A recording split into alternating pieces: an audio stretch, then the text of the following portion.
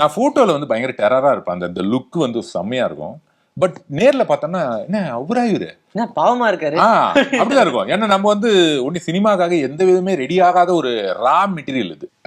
உடம்பு வந்து பில்ட் பண்ணுங்க, இது வந்து எல்லாருமே நல்லா இருக்குன்னாங்க.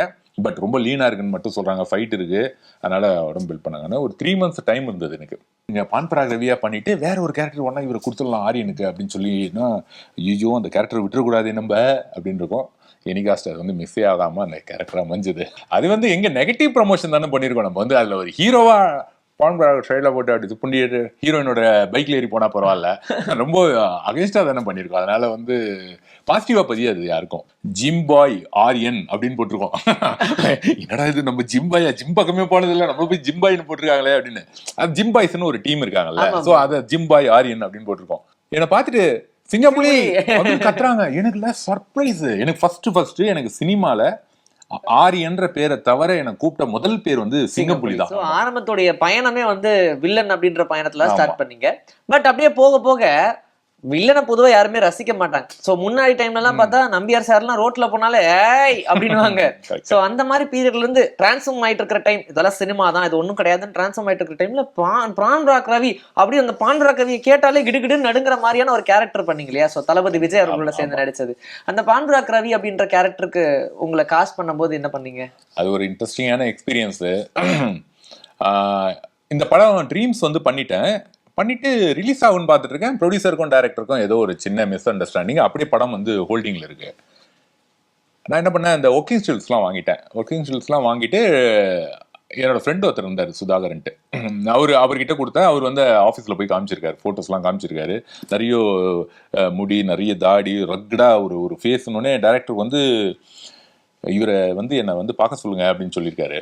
அவன் வந்து சொன்னான், அந்த ஃப்ரெண்டே வந்து என்கிட்ட இந்த மாதிரி வந்து இம்ப்ரெஸ் ஆயிருக்காருன்னு நினைக்கிறேங்க அந்த லுக்கில், உங்களை வந்து பார்க்க சொன்னாரு அப்படின்ட்டு.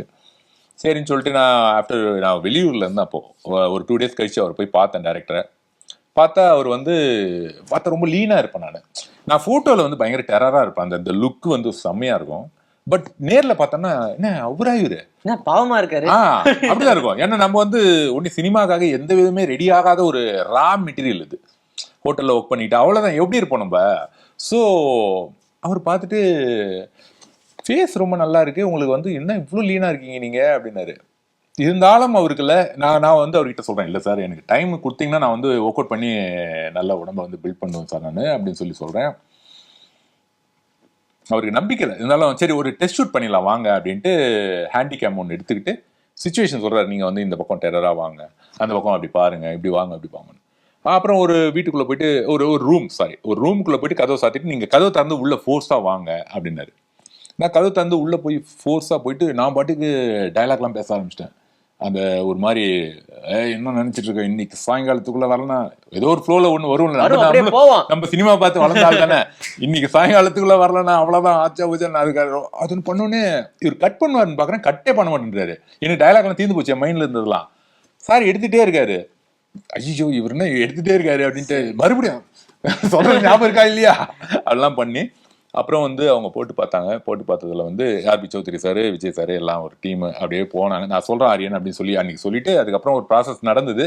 அப்புறம் அவங்க கூப்பிட்டு சொன்னாரு, உடம்பு வந்து பில்ட் பண்ணுங்க, இது வந்து எல்லாருமே நல்லா இருக்குன்னாங்க, பட் ரொம்ப லீனா இருக்குன்னு மட்டும் சொல்றாங்க, ஃபைட் இருக்கு, அதனால உடம்பு பில்ட் பண்ணாங்கன்னு. ஒரு 3 months டைம் இருந்தது எனக்கு.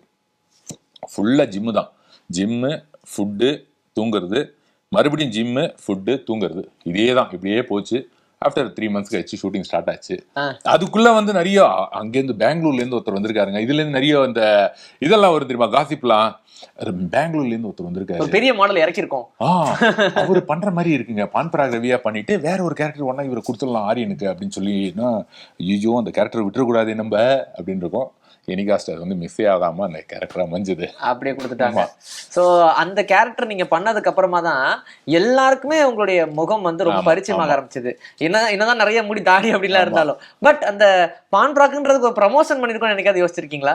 பான்பராக்கு அது வந்து எங்க நெகட்டிவ் ப்ரமோஷன் தானே பண்ணிருக்கோம். நம்ம வந்து அதுல ஒரு ஹீரோவா பான்பராக் ட்ரெயில போட்டு அப்படி புண்டிட்டு ஹீரோயினோட பைக்ல ஏறி போனா பரவாயில்ல, ரொம்ப அகைன்ஸ்டா தானே பண்ணிருக்கோம். அதனால வந்து பாசிட்டிவா பதியாது யாருக்கும். ஓகே, சோ அதனால அப்படி எதுவும் நீங்க யோசிக்க கிடையாது? நான் யோசிக்கல பான்பராக் ரவின்னு. இதுக்கு முன்னாடி கிரின்னு ஒரு படம், சுந்தர் சாரோட படம், அந்த படமும் வந்து எனக்கு வந்து வாய்ப்பு தேடிட்டு இருக்கும்போது சாரை போய் பார்த்தேன். பார்த்துட்டு நான் நல்ல ஃபோட்டோஸ்லாம் வச்சிருப்பேன். ஃபோட்டோ பார்த்தாலே அட்ராக்ட் ஆயிடுவாங்க. எனக்கு ஒரு ஆல்பமே வச்சிருப்பேன் நான். ஓகே. அன்னைக்கு வந்து எல்லா கம்பெனிஸுக்கும் போவேன் நான். எல்லா கம்பெனிஸுமே வந்து போயிட்டு வெயிட் பண்ணி டைரக்டரை பார்த்து அவர் பார்த்தாரு. பார்த்துட்டு சரி இதில் ஒரு கேரக்டர் இருக்குது அப்படின்னு சொல்லி கும்பகோணத்துக்கு வர சொன்னாங்க. கும்பகோணத்தில் போயிட்டு அங்கே ஷூட்டிங்கு. அதில் வந்து கேரியர் வரும் எங்களுக்குலாம் நைட்டில். ஜிம்பாய் ஆர்என் அப்படின்னு போட்டிருக்கோம். என்னடா இது நம்ம ஜிம்பாயா, ஜிம் பக்கமே போனது இல்லை, நம்ம போய் ஜிம்பாய்னு போட்டிருக்காங்களே அப்படின்னு. அது ஜிம்பாய்ஸ்னு ஒரு டீம் இருக்காங்கல்ல, ஸோ அதை ஜிம்பாய் ஆர்என் அப்படின்னு போட்டிருக்கோம். ஸோ அதில் போயிட்டு அப்படியே ஒரு கேரக்டர் ஒன்று பண்ணேன், சிங்கம்புலின்னு ஒரு கேரக்டர். அந்த கேரக்டர் நேம் அதை பண்ணிட்டு வந்துட்டேன். அவ்வளோதான் முடிஞ்சதுனாங்க. மறுபடியும் சென்னைக்கு வந்த பிறகு மறுபடியும் 2 days ஷூட் இருந்தது, வேற ஒரு போர்ஷனு. எனக்கு என்ன சர்ப்ரைஸ்னா, நான் மொத்தமாக அந்த படத்தில் நடிச்சது ஒரு 3 நாள் தான் நடித்தேன் நான்.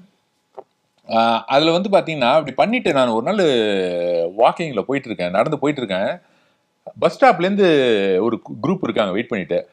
என்னை பார்த்துட்டு சிங்கப்புலி அப்படின்னு கத்துறாங்க. எனக்கு சர்ப்ரைஸ். எனக்கு ஃபர்ஸ்ட் எனக்கு சினிமாவில் ஆரியன்ற பேரை தவிர எனக்கு கூப்பிட்ட முதல் பேர் வந்து சிங்கப்புலி தான்.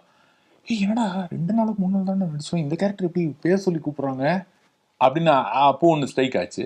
அந்த சிங்கப்புலி எனக்கு சொல்லி கூப்பிட்டது இன்ன வரைக்கும் ஞாபகம் இருக்கு.